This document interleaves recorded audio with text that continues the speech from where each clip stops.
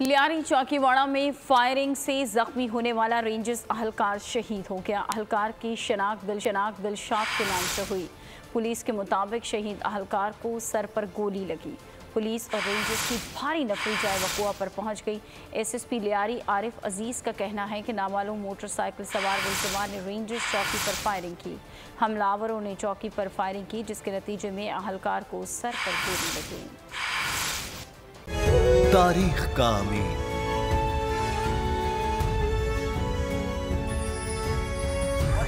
आजादी की अलामत,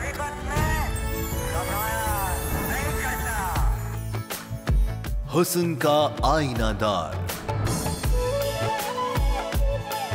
फिक्रो नजरिए की अक्कास,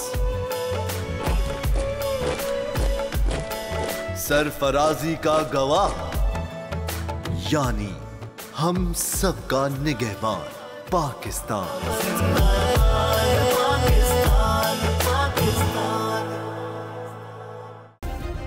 सब्सक्राइब करें और बेल दबाएं ताकि कोई खबर रह न जाए।